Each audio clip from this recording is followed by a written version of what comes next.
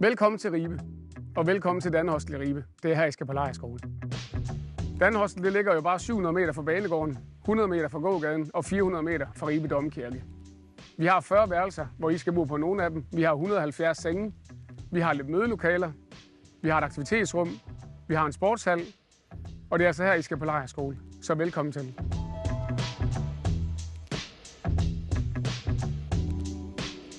Når I bor ved os, så vil I opleve, at vi har lange gange. Og lange gange, de er rigtig gode at løbe på. Men det vil I faktisk gerne have, at I ikke gør. For der bor også andre gæster, og det kunne være, at I løber ind i en, I ikke kender.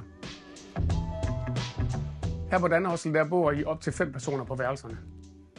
Og på værelserne har vi ganske få regler, som I vil bede om at overholde. I skal selvfølgelig lægge et lag på, dynebetræk og pudebetræk.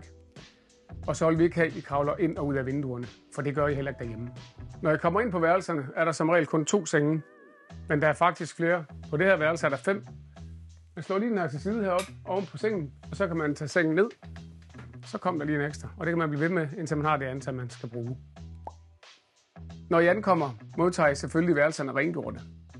Og når I afrejser igen, så beder vi om ganske få ting. Vi beder jer nemlig om 1. I skal støvsuge, 2. I skal tømme skraldespanden, 3. I skal tømme jeres genbrugsspand. Det er sådan set det, vi beder jer om, inden I tager afsted herfra igen. Vi kan for øvrigt sagt, at I ikke skal hoppe i sengene. For hvis I gør det, så kan de faktisk gå i stykker. Og hvis der er noget, der går i stykker på værelset, så vil vi rigtig gerne have, at I kommer og siger det til os i receptionen. Men I skal også vide, at I kommer til at betale for det. Så behandle tingene ordentligt. Når I overnatter hos os, så er der også nogle regler om, hvornår der skal være ro. Og det skal der kl. 11 om aftenen. Og der må gerne være ro helt til kl. 7 om morgenen. Det er i hvert fald det, de andre gæster forventer, der bor her. Og så kan det være, at jeres lærer tænker, kl. 11 det er godt nok sent. Og det kan godt være, det er rigtigt. Det er faktisk jeres lærer, der bestemmer, hvornår der skal være ro. Så hvis de siger, at der skal være ro på jeres værelse kl. 9, så er det kl. 9. Men her på stedet, der har vi lovet de andre gæster, at der i hvert fald er ro fra kl. 11 til kl. 7. For at komme ind og ud på værelserne, får I udleveret et stykke nøglekort. Det betyder, at I skal lave aftaler med, hvem der holder nøglekortet.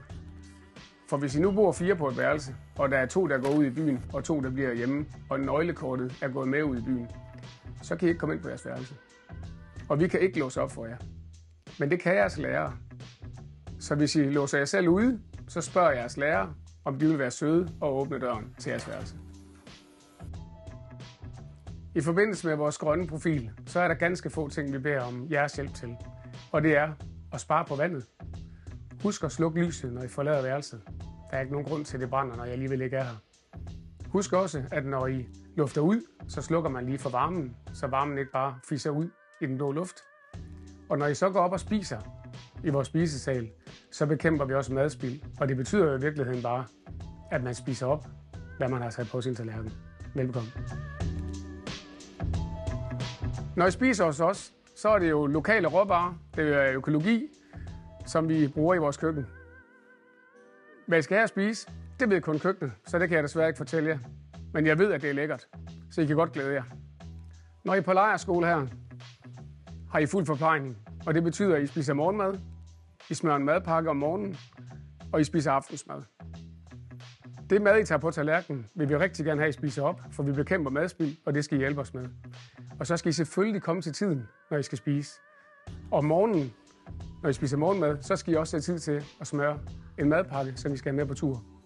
Og om aftenen skal I også komme til tiden, for der er mange, der skal spise. Så hvis vi skal sikre, at alle får noget at spise, er det vigtigt, at I overholder jeres spisetidspunkter.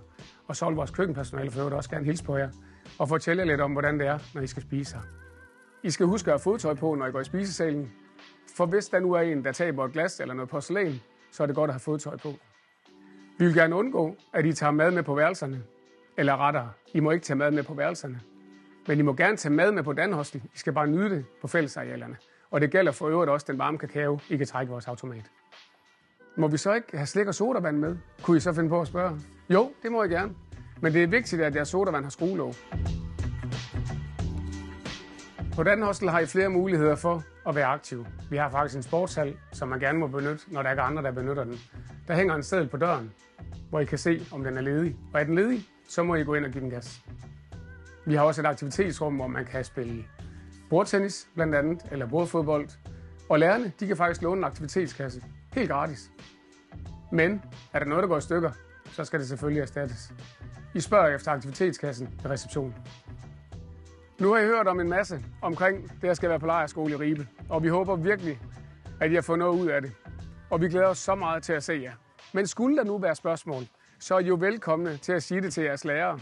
Jeres lærere kan tage sig fat i os, og vi kan finde svar på de mange spørgsmål, hvis der er nogen. Og ellers, så tager vi dem, når I kommer. Vi glæder os til at se jer, når I skal på lejrskole i Ribe.